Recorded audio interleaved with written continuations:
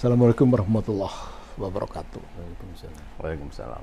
Kawan-kawan pro konservasi, para pencinta alam yang kami banggakan, kita terus mencari satu bentuk-bentuk yang memberikan impact yang mungkin kalau negatif sih enggak ya, tapi minimum impacts, yaitu mengarah kepada sustainability.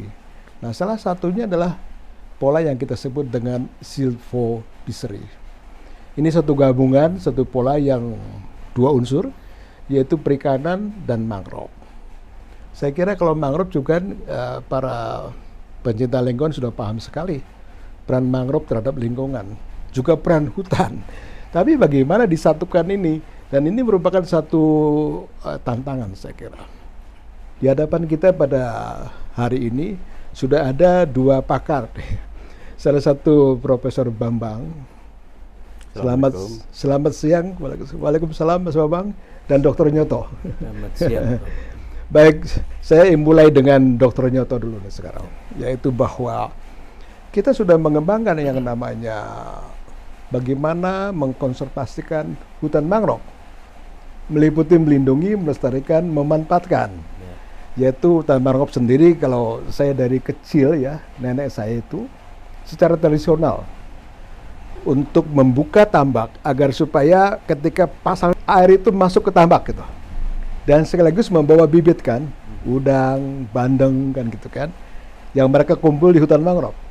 Nah, kira-kira bagaimana kondisi saat ini hutan mangrove Indonesia? Ya, makasih Bro. Jadi Indonesia sebagai sebuah negara bersyukur memiliki hutan mangrove terluas di dunia. Terluas di dunia. Bro. Saat ini kita data yang tercatat saat ini 3,2 juta hektar. Itu seluruh Indonesia? Seluruh Indonesia, dari Sabang sampai Merauke. Yang terluas di mana? Yang terluas di Pulau Papua. Papua yang terluas. Papua yang terluas dan wajar terbagus. Ya? Wajar ya? Ya, yang terbagus. Dan kita bisa belajar banyak dari hutan mangrove yang dari yang paling bagus dengan yang paling jelek. Yang paling jelek di mana? Yang paling jelek itu di Jawa ini, Pak. Jawa. Di Jawa ini. Jadi yang paling bagus di Papua itu kita bisa melihat bagaimana kalau kita menebar jala dapat ikan, udang, dapat udang dan ikan. Dengan besaran yang cukup memadai. Dulu barangkali kita ingat ada PT Jayanti Group, Bina Karya di sana. Dia punya izin untuk menangkap udang di ekosistem mangrove Teluk Bintung itu. Ini di Papua nih. Di Papua nih, mangrove-nya bagus dan luas. Nah, lalu kita kontradiksi itu kita bawa ke Jawa. Cara-cara Papua dibawa ke Jawa. Jawa berbanding terbalik. Yang dimana di sana itu tinggal menangkap pakai jala pakai pun bisa. Di Jawa ini sedikit dan susah.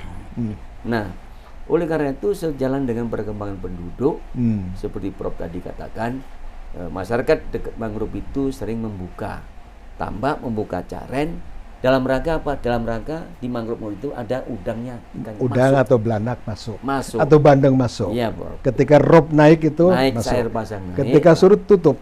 Ya, tutup. Nah, itulah tradisional. Ya, tradisional. Lalu model-model itu dibukukan atau dibakukan oleh sekelompok masyarakat zaman dulu dan oleh pemerintah, jadilah namanya silvopiceri.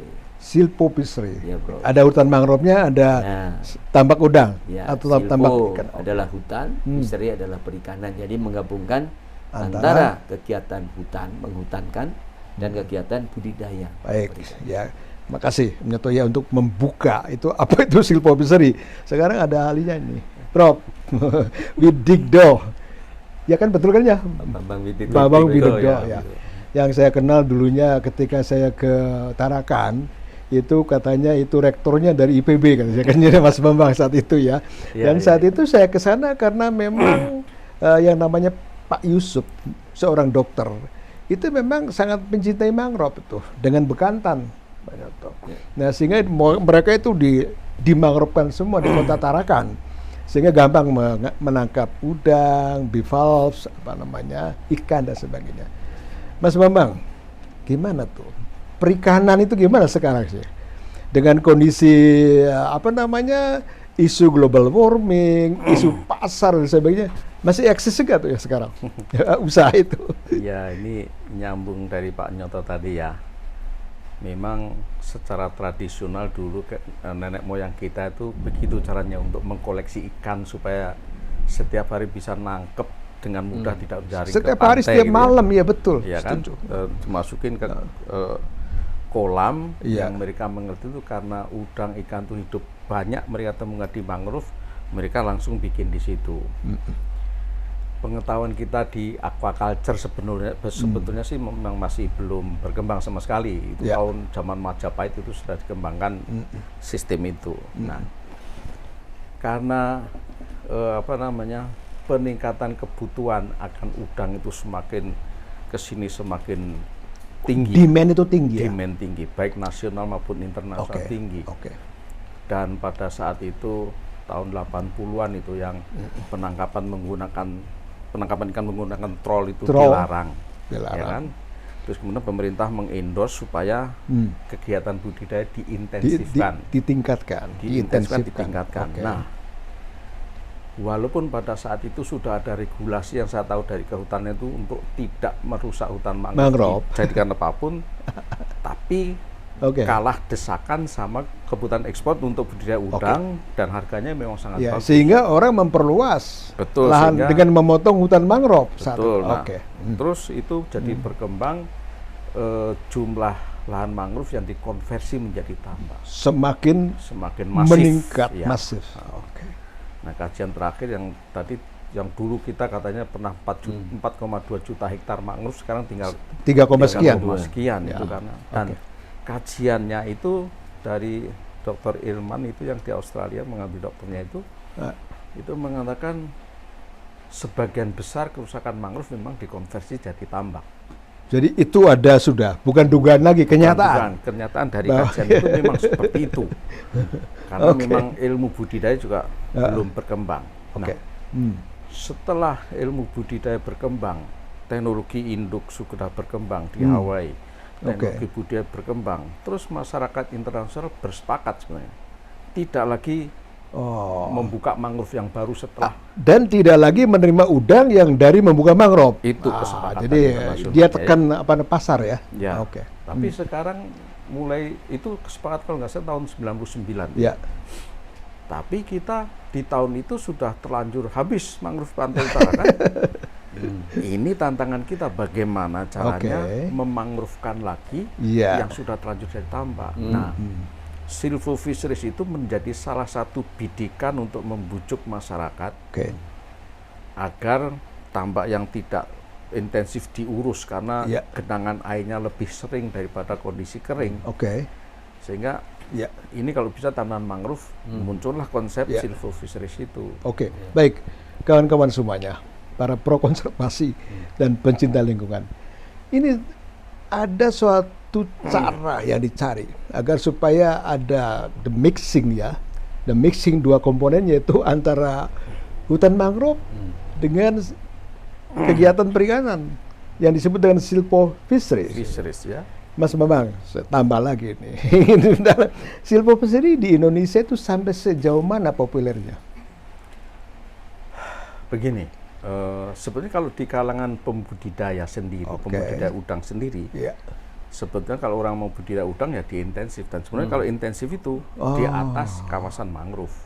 Di atas dari bukan artinya lebih ke dalam. Lebih ke atas, lebih ke hulu. Lebih ke arah hulu. Darat. Lebih ke dalam kan, ke arah darat kan. Ya, Karena kita selain sepakat internasional tidak boleh lagi mengkonversi mangrove ke tambak.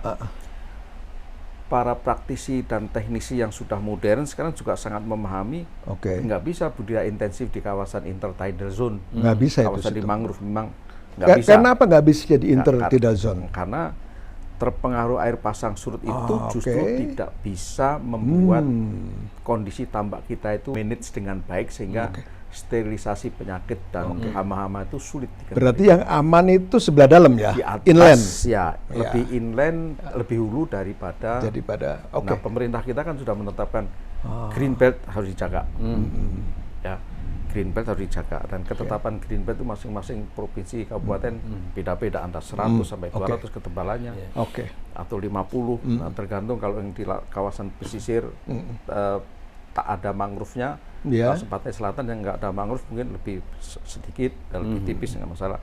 Tapi harus ada kawasan penyangga. Oke. Itu. Kalau jenisnya apa? Yang di kira-kira arah dari silvophiscery, itu apa aja jenis ikannya tuh dan udangnya? Kalau di silvophiscery itu bisa kebanyakan kan kalau komoditi ikan itu bandeng pasti bisa. Bandeng. Ya. Oke. Kemudian ikan nila sekarang juga sudah berkembang, nila bisa hidup di salinitas tinggi dan itu harganya cukup bagus. Cukup bagus ya. Amerika. Ekspor juga bagus nila. Ekspor bagus. Nah, sebetulnya bandeng kita juga tidak kalah berkualitas sebetulnya. Hanya karena kita kebanyakan yang dijual itu sekilo 4, sekilo 5 terlalu kecil. Karena perbandingan daging dan duri itu nampak banyak. Kalau ikannya itu di atas 750 gram, 1 kilo atau bahkan 1,5 kilo, wah itu sangat memudahkan konsumen untuk memakan daging bandeng karena perbandingan daging dengan duri itu sangat tinggi, banyakkan dagingnya kan. Saat ini mengenai potensi stok, contoh bandeng aja dulu lah, itu mencukupi nggak dengan permintaan pasar? Kalau untuk Indonesia, seharusnya cukup karena para pembudidaya benih di Bali terutama itu banyak sekali yang masyarakat sudah bisa membudidaykan bandeng. Bagus. Dulu malah banyak juga diekspor ke Vietnam, Filipina. Mereka memelihara itu untuk umpan ikan pada saat mereka mancing di laut. Jadi mereka beli benih nender dari kita, terus dipelihara sampai ke fingerling itu, nah dibeli untuk makan umpan pada saat mereka nangkap ikan di laut. Baik Mas Bambang, Prof Bambang, ini kawan-kawan semua pro konservasi, pro lingkungan. Akhirnya kita mengarah kepada how to the mixing between the forestry activities dengan fisheries kan gitu kan. Nah ini Dr. Nyoto ya. Jadi apakah itu matching dengan upaya mengenai restorasi mangrove? Dengan adanya tadi ya, adanya demand, adanya kapasitas mengenai perempangan tadi, itu nggak cocok nggak kalau kita restorasi dengan penggabungan dengan silvophiscery tadi sistem?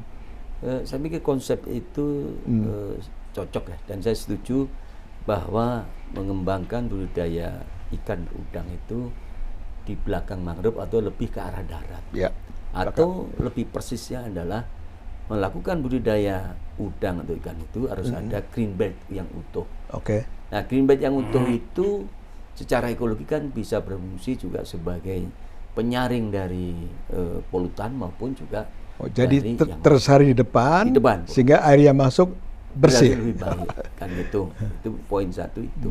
Tetapi permasalahan saat ini yang terjadi itu jika kita mengedepankan upaya restorasi itu adalah green belt-nya ini plus minus, Bro. Plus minus. Ya, plus minus. Yang saya maksud plus minus itu satu sisi atau lokasi itu ada cukup memadai. Green belt. Kebanyakan nggak memadai. Kebanyakan tidak memadai daripada yang memadai. Ya, sehingga tekor.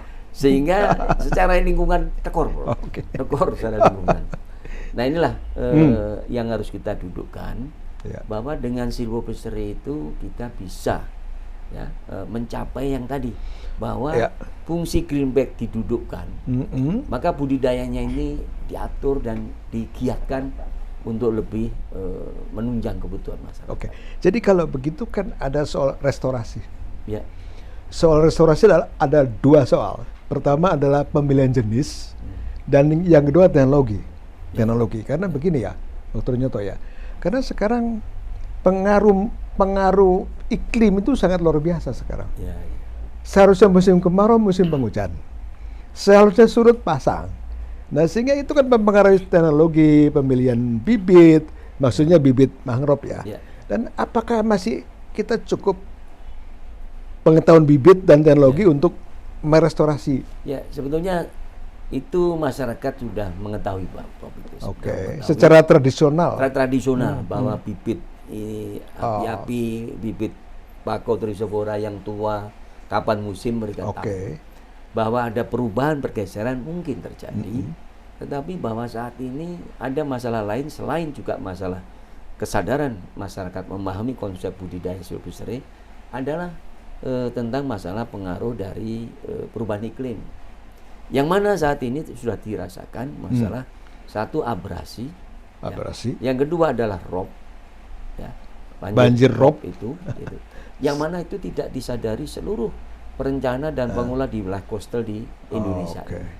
Ada memang daerah itu yang minus sedimen transportnya, ada yang plus prop. Nah, oleh karena itu silvopasture ini kembali lagi, ini bisa dikedepankan untuk menuju bagaimana mengatasi masalah ini. Jadi untuk bagaimana menarik minat masyarakat, karena ada iming-iming cuan ya, duit kan gitu kan.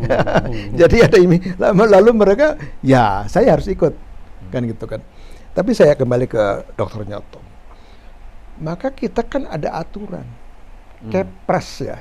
Betul. Tentang kawasan lindung, sempatan sungai, sempatan pantai. Kepres itu masih masih digubris oleh Pemda itu.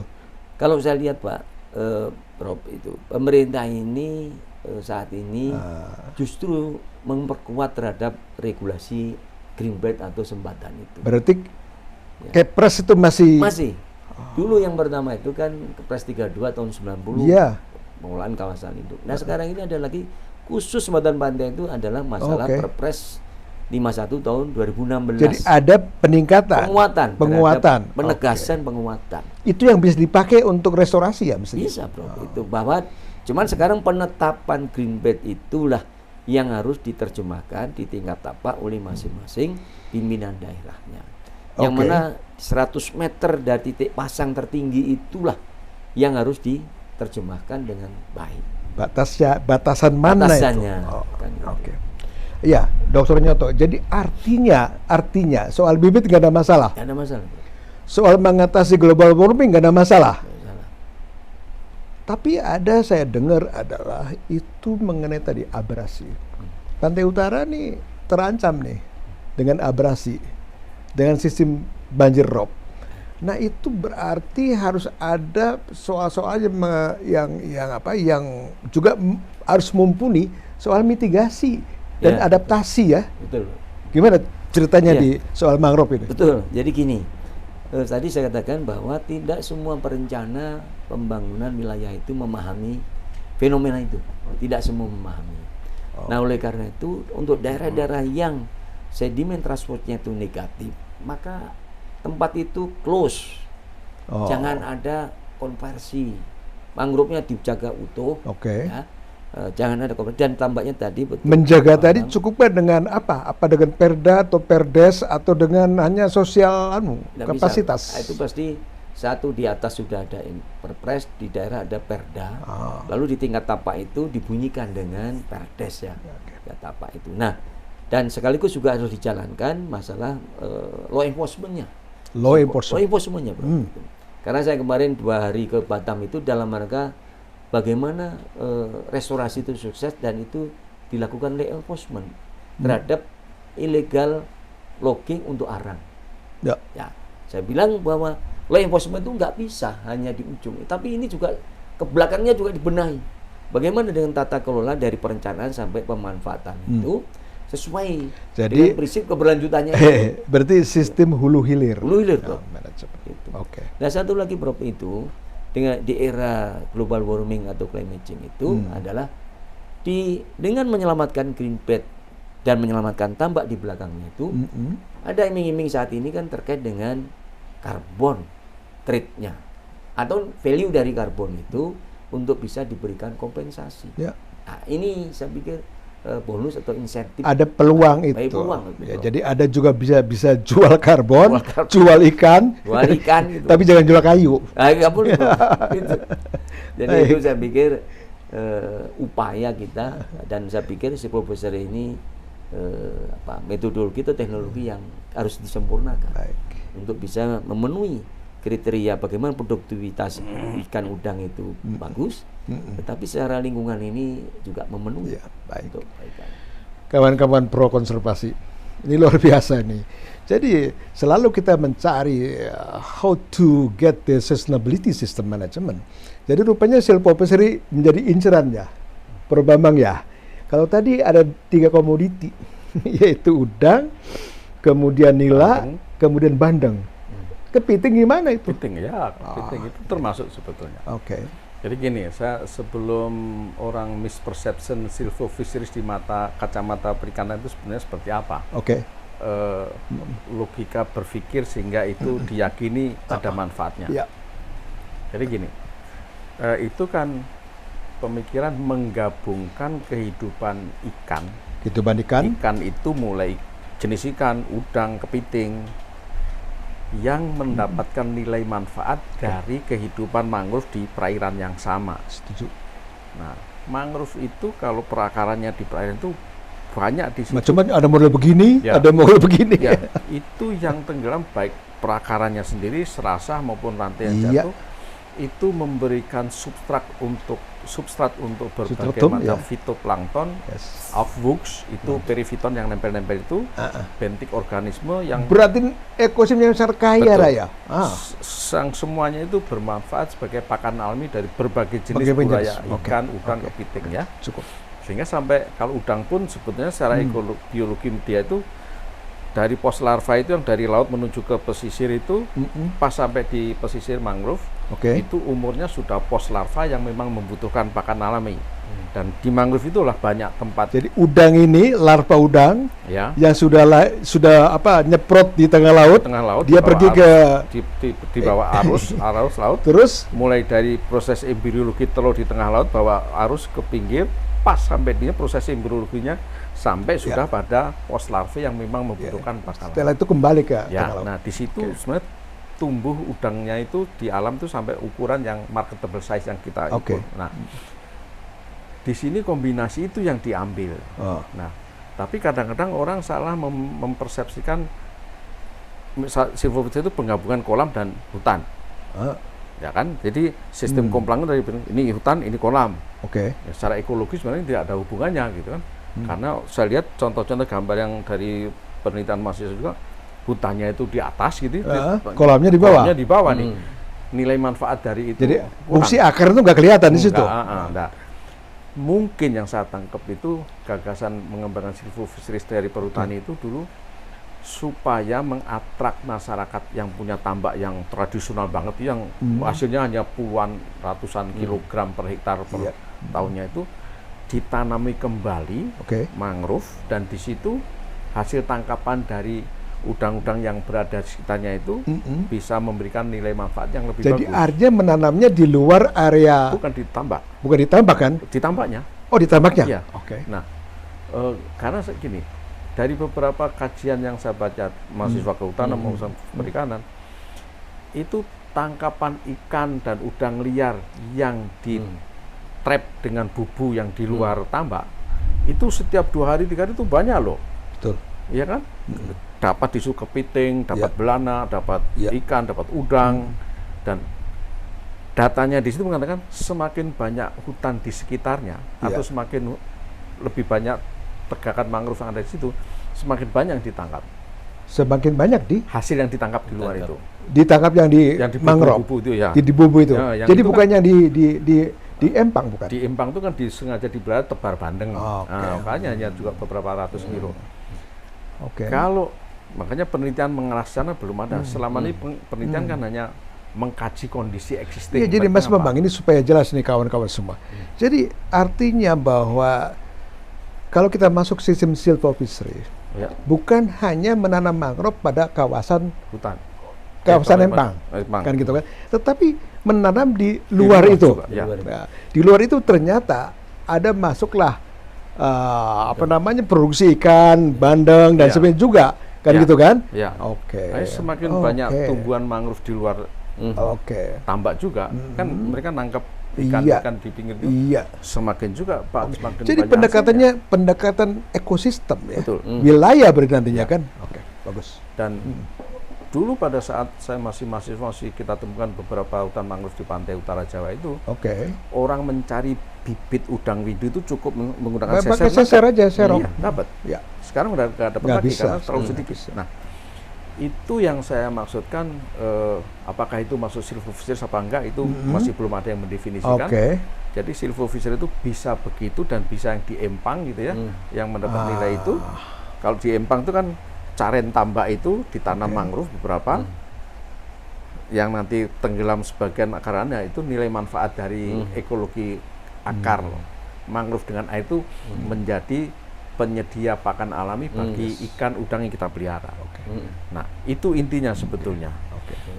Tapi ada orang juga ya bikin kolam di pinggirnya mangrove, nanti kan daun-daunnya jatuh sini. Bukan begitu sebenarnya, menurut pemikiran saya. Nah, saya kira itu masukan yang baik ini, ya. Yang selama ini kebanyakan pemikiran persepsi orang-orang ini silvofisheries di dalam tambak itu. Kan gitu kan, memang iya benar harus gitu ya. Itu tetapi masuk. Tetapi yang di luar ini juga dalam bentuk wilayah itu penting sekali. Kan gitu kan. Poin ini karena begini, Prof Bambang ya, ini kembali ke Dr. Nyoto ya. Karena ini AMNET itu singkatan dari apa sih AMNET tuh? ASEAN Mangrove Network. ASEAN Mangrove Network. Jadi ini adalah kawan-kawan di negara ASEAN ya. Ya, Brunei, kita, Malaysia, termasuk Singapura mungkin ya. Ya, Pak. Masuk, Pak. Masuk. Lalu menjadi satu kesatuan. Lalu dipilihlah Indonesia sebagai sebuah, mudah-mudahan dapat ya. Sebagai host, Pak. Sebagai host. Tapi host kan ada anunya kan, ada kriterianya kan. Yang diharapkan ada sebuah model kan. Model silvofisheries itu kan gitu kan. Nah, sekarang kita lihat tadi sudah ketemu nih barangnya yang kita sarankan kepada Dr. Nyoto, yaitu bahwasanya kita tidak single menanam mangrove di dalam empang, tetapi dalam bentuk satuan wilayah. Kan gitu kan, karena ini akan mengetrack tadi masuknya bibit dan sebagainya, dan secara kesatuan menjadi meningkatlah sosial ekonomi. Saya kira bagus sekali nih. Kira-kira gimana, Dr. Nyoto? Yang pertama jelaskan dulu kenapa Indonesia jadikan host. Oh, mengenai AMNET ini ya? AMNET ini. Saya rasa kita memiliki mangrove yang paling luas di dunia, otomatis di ASEAN, Bro. Satu. Yang kedua, kita juga secara sosial masyarakat juga menerapkan apa itu silvofisheries, walaupun tidak sempurna, kan gitu. Dan oleh karena itu dianggap itulah best practice. Best practice untuk negara-negara ASEAN. Ya, untuk disampaikan ke beberapa negara yang lain. Ya, cuman yang harus kita juga gali selain dari silvofisheries. Dari negara ASEAN yang lain apa sih? Praktisnya? Itu share-nya. Ya, share-nya. Ya, share-nya di situ. Nah, lalu kembali kepada konsep silvofisheries. Saya sepakat tadi, silvofisheries itu bukan hanya di dalam unit peta tambak sih, tetapi di dalam unit ekologi. Ekosistem. Nah, kalau di dalam gambut itu ada yang disebut dengan kawasan hidrologi gambut. Di mangrove seharusnya juga ada, Bro. Kawasan hidrologi. Iya. Saya ketemu sama ahlinya dari Australia tuh. Kawasan hidrologi mangrove itu, Mas. Itu. Dengan batasan sungai dan sungai.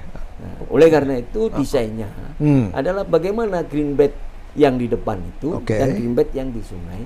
Dan itu nanti otomatis itu air masuk, inletnya itu ketika masuk mau ke tambak-tambak itu tentunya ini yang akan diminit dan sekaligus sumber ekonomi ketika menangkap sehari 2 hari udang dapatlah harian tuh ya itu. Sosial. Jadi, udang kepiting dapat, Bro. Jadi itu barangkali yang harus kita sempurnakan itu satu adalah batasan kawasan hidrologi mangrove satu. Setuju. Yang kedua, silvofisheries itu juga batasannya bukan plot peta tapi kawasan hidrologi mangrove. Itu batasannya. Berarti Mas Prof Bambang ya, berarti kita sudah semakin ketemu nih. Karena kan satu project activities harus jelas. Wilayah kerjanya mana gitu. Jadi artinya itu sudah kita mendapatkan ilmu baru nih dari konstruksi podcast pada siang hari ini adalah antara muara sungai. Jadi ada sungai A, sungai B, maka di muara itu antara sungai itulah yang kita akan menjadi gerbu ya, focusing ya, how to develop the sustainability daripada silvofisheries kan, gitu yang di luar petak anunya tambaknya itu tanam juga kan gitu, supaya social economy growing. Saya kira ini poin ini penting sekali nih. Saya kira ketemu hari ini. Bahkan kalau saya mau nambahkan lagi, kita mempunyai pantai yang nggak ada tambaknya, tapi mangrove-nya juga nggak ada. Yes. Di situ kita tanam mangrove lagi. Oke. Dan kalau sudah nggak tahu harus ketinggian berapa, kalau yang di Lampung itu sudah ketinggian 4 meter 5 meter, yang sudah memberikan needs beda lagi, ekologi air dan mangrove itu sudah menyatu dan pakan alamnya sudah banyak. Disitulah kita kasih stok udang, stok ikan. Maksudnya stok itu kepiting, ditebarkan? Ditebar. Oke, bagus. Ikan, udang tidak akan lari jauh-jauh. Ya memang cari makan di situ. Kalaupun tahu udang mau lari jauh, paling ke tengah untuk mematangkan gonat untuk mijah. Untuk mijah, Nanti kembali lagi ke telur situ. Pasti kembali lagi. Oke, good. Nah, kalau itu kita adakan pembinaan di salah satu apa istilahnya tadi, mangrove hidrologi mangrove kawasan itu, masuk kita cobakan di situ. Oke. Nah, itu saya terpikirnya seperti hanya waktu kita memanage waduk Selorjo yang di Lampung itu, di Malang itu dengan Pak Pong itu, fisheries management di perairan itu begitu, ditebar ikan, tapi tidak boleh orang menangkap dengan menggunakan cara yang dilarang. Ya, itu diatur kan? Diatur. Bagaimana cara penangkapannya? Oke, dengan setuju, buku, bagus. dengan apa, dengan itu, itu bisa. Kepiting pun saya rasa bisa berkembang di situ dengan baik. Iya, berarti Prof Bambang ya menyertakan juga the local grup-grup masyarakat setempat, desa, Yoto kan itu kan, LSM, karena bukan sekedar civil profesi definisi yang dulu kan itu kan, kita udah maju lagi. Dan ini bagus sekali. Oke. Bahkan di desa itu bisa bikin aturan orang luar dilarang nangkap di sini. Ini masyarakat di sini, karena yang merawat mereka. Dan batasan-batas itu kan bisa aja dibikin. Oke, gitu bagus. Kan? Itu perlu kita adakan penelitian kajian, dan kalau Yayasan Mangrove bisa menginisiasi kegiatan itu, bagus. Akan sangat bagus. Kita bikin sampel area aja, Om Yoto. Ada satu tempat yang saya sebetulnya pengen mengajukan untuk dijadikan salah satu tempat di Bali itu, di Gondol, yang punya satu perusahaan, nggak saya sebut nama sini. Itu mangrove-nya mereka jaga bagus. Airnya bersih, di sininya tambak. Mangrove-nya bagus, itu dekat dengan stasiun penelitian perikanan. Kalau itu ditebar bandeng, tebar kepiting, udang, terus kita evaluasi seperti apa progresnya. Itu untuk contoh itu aman nanti. Masyarakat akan dengan sendirinya menjaga mangrove karena mengharapkan hasil itu. Jadi tadi kita mendapatkan nih, Dr. Nyoto, Prof Bambang ya, suatu hamparan wilayah antara dua sungai dalam bentuk ekosistem. Lalu juga kita mendapatkan input mengenai zonasi sebenarnya tadi. Di luar tuh biarlah mangrove. Ya kan di luar itu, di dalamnya itu baru empang. Nah, itu penting banget kan itu kan. Dan ini zoning yang sangat hebat dan itu diperkuat dengan Perdes. Gitu ya? Betul. Oke, ya. Dan ini saya kira input berat ini, input besar dan berat ini. Kita harus punya experience. Yang kedua harus meyakinkan kawan-kawan ASEAN countries gitu ya. Sehingga ini Indonesia, Om Yoto, kita jangan kalah. Kita punya pikiran, kita punya daerah kan itu kan. Jadi ya jangan kaget dengan kemarin, siapa yang kemarin mengatakan bahwasanya satu negara ASEAN majukan dalam soal Vietnam kalau nggak salah ya. Oh, Pak Virus. Iya, Virus ya. Ya itu menurut saya oke lah sebagai sharing tapi kita harus lebih maju saya kira. We have the good newsnya for technology, for area, for ecosystem. For kesatuan daripada university kita kuat lah. Ada Undip, ada IPB, ada Erlangga kuat lah gitu ya.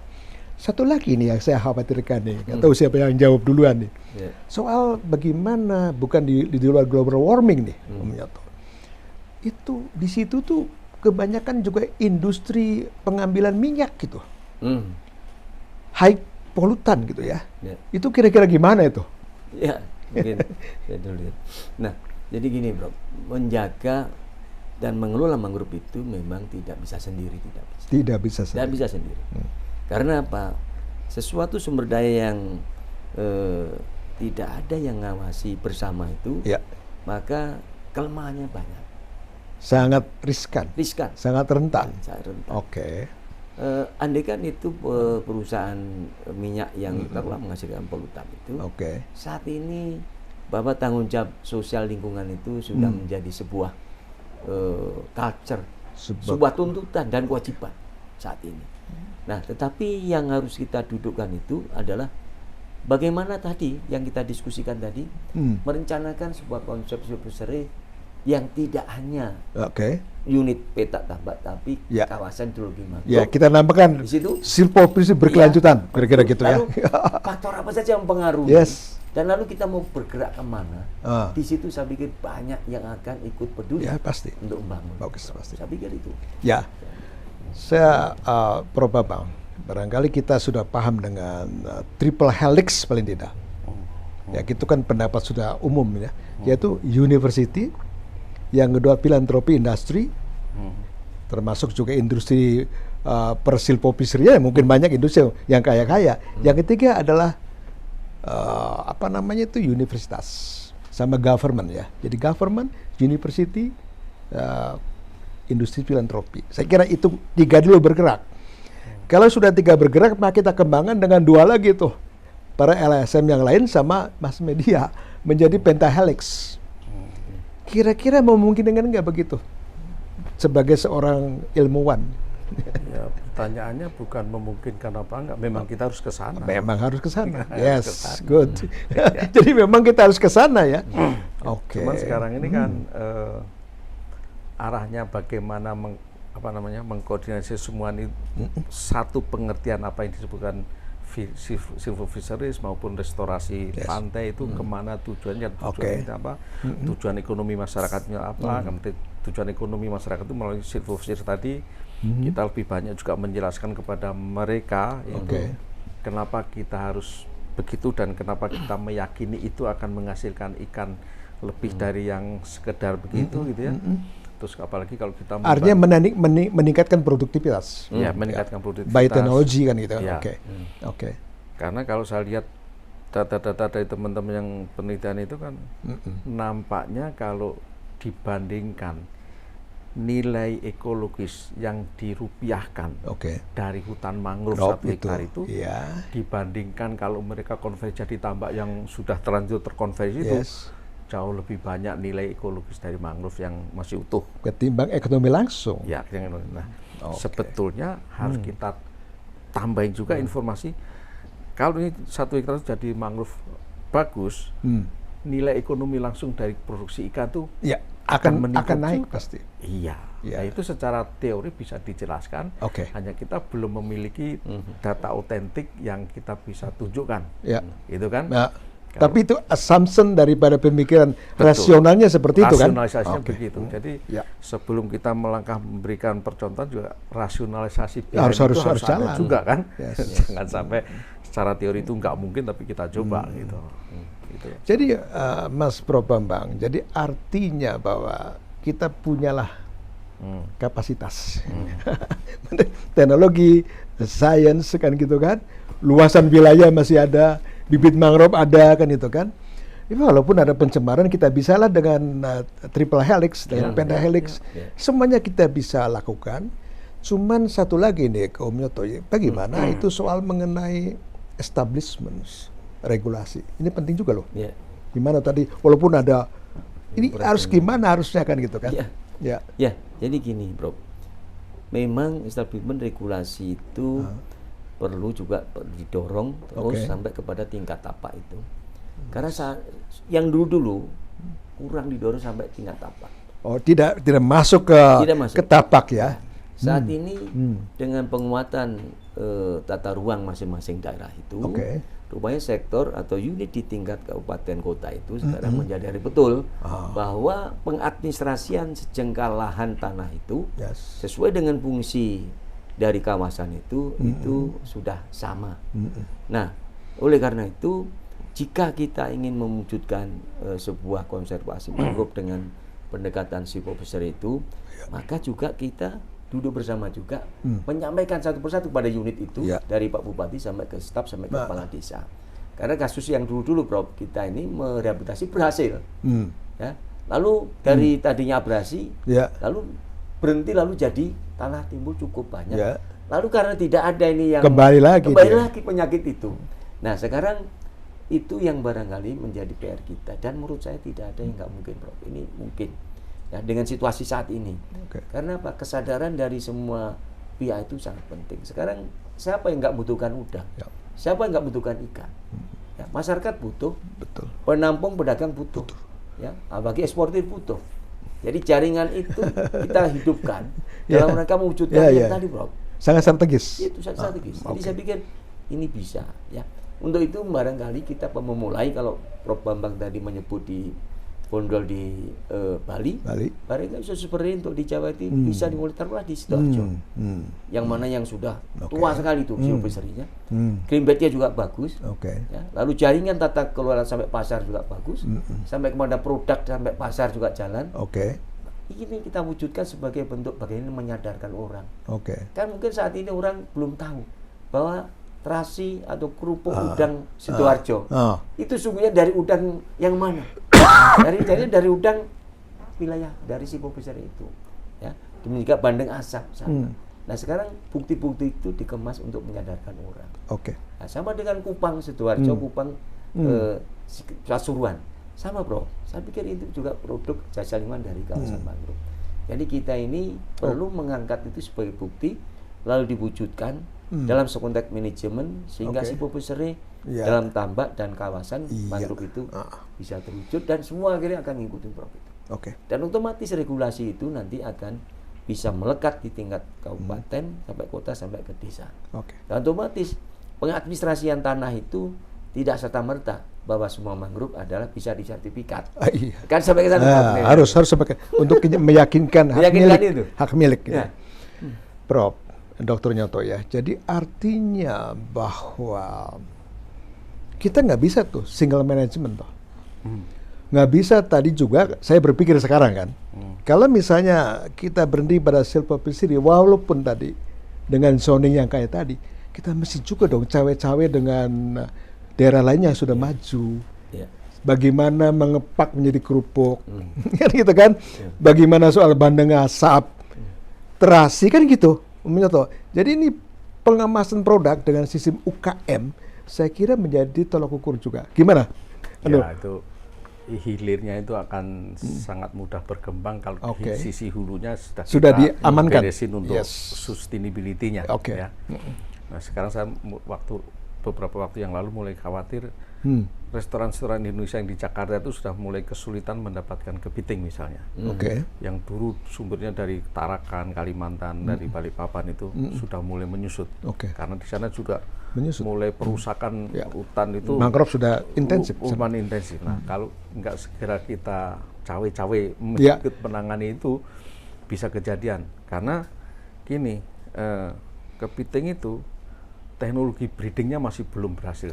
Kepiting masih teknologi breeding masih belum. Itu masih belum dipegang secara penuh. Belum. Udang? Kalau udang sudah.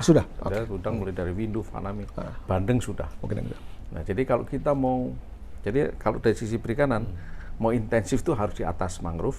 Saya bilang, nah, mangrove ini yang sudah terlanjur rusak digunakan untuk silvofisheries. Yang model silvofisheries bisa perairan umum maupun empang. Nah, yang itu yang ditujukan untuk pembinaan masyarakat, pembinaan lingkungan. Karena itu bisa ditunjukkan bahwa penghasilan dari mangrove yang liar-liar bisa itu hari-hari. Bisa hari-hari. Ya, sustain. Ini yang harus kita berikan percontohan itu. Nah, kalau udah situ, produk yang dari alam itu, Prof, itu waduh, kalau dideklarkan di internasional itu, itu ikan organik, kepiting organik itu apresiasi mereka itu sangat tinggi. Tumbuhan mangrove tambah, ini organik dan seterusnya. Itu harus kita mulai sebelum terlambat orang lain memulai. Saya kira penting sekali, itu adalah napas kita ya. Jadi sebagai host, Jadi kalau saya bukan host lah, kita ini kumpul orang pinter, sehingga dipercaya sebagai host kan. Jadi harus ada ide situ keluar. Jadi begini kalau saya lihat ya, akhirnya bahwa banyak orang mengatakan gini, Mas Bambang, saya nggak mau deh makan kepiting dari Cirebon, makan udang dari tangkapan Teluk Jakarta karena perlu airnya pencemaran katanya kan. Terkontaminasi kan. Itu bener nggak itu seperti itu? Kalau kepiting belum terdengar, tapi kalau mussel, kerang-kerangan, ya, mussel, di valve, iya. Tapi bukan hal yang tidak. Kerang hijau gitu ya. Bukan tidak mungkin itu bisa terjadi. Oke. Makanya tadi sangat berharap bahwa pengontrolan IPAL, wastewater treatment di masing-masing industri apapun di bagian hulu itu harus benar-benar ditegakkan. Kalau enggak ya kita nggak bisa kerjasama, harus sampai di sana. Betul itu. Jadi itu ada requirement khusus kepada KLHK nanti bahwa if only if toh. Jadi kita begini ya tolong dong. Kan itu IPAL-nya jalan, dikontrol ke sana kan gitu kan. Saya kira bagus tuh Nyoto. Bahkan kalau saya mau bilang kepiting ini tercemar logam berat ini bukan salah saya, justru saya itu punya alasan untuk menyalahkan industri kegiatan pencemar itu. Ya, kenapa? Asal ada alamatnya, Mas. Ya. Sekarang kalau kita, kamu, tapi apa buktinya? Ya. Itu kan harus ada 2 bukti nih sekarang ini. Dari mana? Kan dilihat perairannya juga. Kan? Perairannya saya kira kita harus ke sana mulai ini. Ya, ini harus menjadi. Makanya kita perlu juga punya sentral laboratorium yang bisa mengontrol quality dari air kita. Itu harus. Apa IPB punya kah? Enggak ada. Undip juga nggak punya? Enggak. Sentral laboratorium KKP juga belum punya. Yang saya tahu tuh di India malah punya. Sentral itu menampung itu semua. Itu yang kita bisa ya. Mas Bambang ya, Prof. Jadi tadi ada isu internasional. Tentang how to protect the mangrove fisheries ya kan itu kan. Apakah sudah ada tuh kita bahas di UN, apakah COP, Conference of Parties mengenai itu? Mereka mengatakan bahwa itu penting loh yang namanya silvopfishery. Ada belum ya? Belum, nggak langsung. Mereka menekankan bahwa semua kegiatan aquaculture itu harus disertifikasi internasional. Dan item yang ditanya dalam sertifikasi itu antara lain bahwa tidak memelihara di kawasan intertidal zone atau di kawasan mangrove. Jadi zoning ya? Zoning. Ujungnya zoning. Mereka inspeksi itu. Dari Aquaculture Certification Council yang bisnya di Amerika maupun Global GRAPE yang bisnya di Eropa.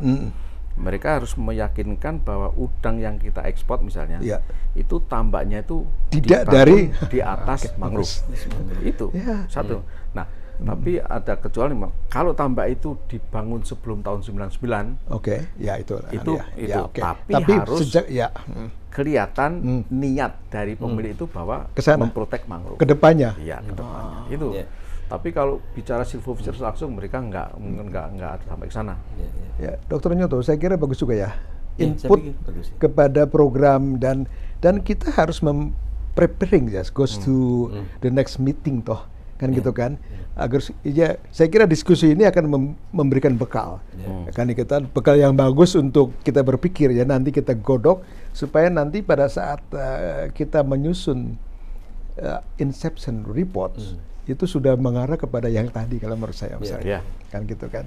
Gimana pandangan Nyoto? Dr. Nyoto? Setuju Bro itu. Jadi intinya bahwa konservasi itu dilakukan berbasis pada unit ekologi atau hidrologi kawasan mangrove itu.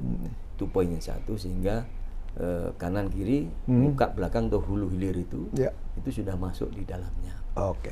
Lalu yang kedua bahwa di dalam mengembangkan itu kita pun juga identifikasi semua pelaku yang akan mengembangkan itu kan masyarakat dan masyarakat itu di level mana kemampuan kapasitasnya sehingga apa yang disampaikan Prof. Bambang tadi itu juga perlu menyadarkan kepada masyarakat ya dan sekaligus Pemdanya agar satu arah di dalam mewujudkan konsep itu karena kalau itu nanti hanya masyarakatnya, Pemdanya tidak. Sama aja. Di dua-duanya harus sampaikan. Kalau bisa sampai ke kabupaten nanti kan. Itu mau nggak mau Prof itu sehingga mau triple atau penta atau hexahelix itu ada sebuah kebutuhan. Yang satu keharusan gitu ya. Keharusan. Prof Bambang. Jadi kalau kita ini sangat berterima kasih ya kepada Allah. Terima kasih juga kita dikaruniai sebenarnya Indonesia berpulau-pulau ini juga dari segi potensi mangrove sama potensi perikanan bagus. Kan gitu kan? Ketimbang ngejeblak kayak benua apa namanya itu Afrika, Amerika Latin kan gitu kan, kita betul-betul bagus Om Nyoto. Jadi ternyata kata Dr. Nyoto, Papua masih bagus tapi Jawa kurang. Jadi artinya bahwa the islands model itu bisa menjadi suatu cara-cara untuk berkontribusi kepada pemikiran saintifik kan gitu ya, Mas Bambang. Gimana? Ya kenapa tadi kan dibilang Jait itu cari nangkep udang kan di Papua itu yang di Bintuni kan, karena mangrove-nya kan masih kita bagus. waktu di Tarakan juga gitu kan, ngambil beef di bawah, saya makan di sana kan, ya gimana cerita Bintuni terus kan? Karena di Papua sana kan mangrove masih bagus. Seperti saya bilang tadi, udang windu itu kalau mau menetas, mematangkan guna pergi ke tengah, larvanya ke pinggir. Ya. Di pinggir masih tidak banyak orang yang menjara. Orang menangkap ya penjara. Nah, terus selamat di sini hidup banyak sampai remaja migrasi lagi ke laut dan seterusnya. Makanya bibit induk di sana bagus-bagus dan banyak. Dulu kita nangkep di Benuangan itu dapat, sekarang udah sulit lagi. Susah itu. Di Aceh dulu yang banyak, nggak tahu sekarang sudah. Nah kalau kita tidak merestorasi alam kita sebagai karunia Allah yang melindungi berbagai jenis binatang laut, ikan-ikan itu bisa punah juga. Kita punya spesies yang bagus, yang unggul, udang windu. Kita bisa kehilangan, kepiting bisa. Sekarang sudah sulit mencari kepiting ukuran besar di Jakarta tuh. Ada juga mahal sekali. Kalau kita bisa ngasih percontohan tadi, zonasi atau istilahnya apa itu, tanam terus ditebar di situ, akan seperti apa dinamika benih, piting, bandeng, udang windu. Jangan menebar udang faname. Ini udang faname, udang sana. Tapi itu juga kita lemahnya, kita ngimpor induk udang faname dari tahun 2001 sampai sekarang belum pernah ada evaluasi apakah di alam liar itu sudah keluar ke sana. Itu pencemaran itu. Pencemaran biologi itu. Saya belum sedang mengajukan itu, tapi belum berhasil, sudah 2 kali ditolak. Ya udah. Itu salah satu yang harus kita pikirkan. Masih banyak yang bisa kita kontribusikan melalui pembenahan ekologi mangrove ini. Banyak betul. Baik. Jadi harapan besar ya, Dr. Nyoto ya, bahwa the projects of Silpo Fisheries sekaligus akan merestoring, ecological restoring, social restoring, dan ekonomi restoring. Mantap ini. Insya Allah. Baik, ada pesan-pesan terakhir, Mas Bambang? Cukup ya, Om Nyoto. Cukup. Baik kawan-kawan semua, ini kita sudah diskusi yang cukup intensif. Ya, kalau di dalam kelas ini barangkali nggak tahu nih berapa jam kuliah itu. Tapi dengan begini, insya Allah dalam waktu 1 jam kita bisa membuat sesuatu yang bermanfaat. Insya Allah. Mas Bambang, Prof. Bambang, terima kasih atas segala pemikiran, curan pendapat. Dr. Nyoto, terima kasih juga. Mudah-mudahan kita akan terus 2 ilmu ini berpadu menjadi satu. Mungkin kedepannya ada satu ilmu lagi barangkali ya, ilmu political issues dan sebagainya. Nanti kan ini baru ini. Kawan-kawan semua, para pencinta alam, pro konservasi, kita sudah mendapatkan satu benang-benang ya, banyak sih, benang merah menuju kepada sustainability, ekonomi yang sustain, sosial yang sustain. Terima kasih atas segala perhatiannya. Semuanya para ahli ini, ahli muda-muda, kecuali Mas Bambang, rambutnya sudah putih, tapi masih muda juga. Terima kasih. Assalamualaikum warahmatullahi wabarakatuh. Salam konservasi.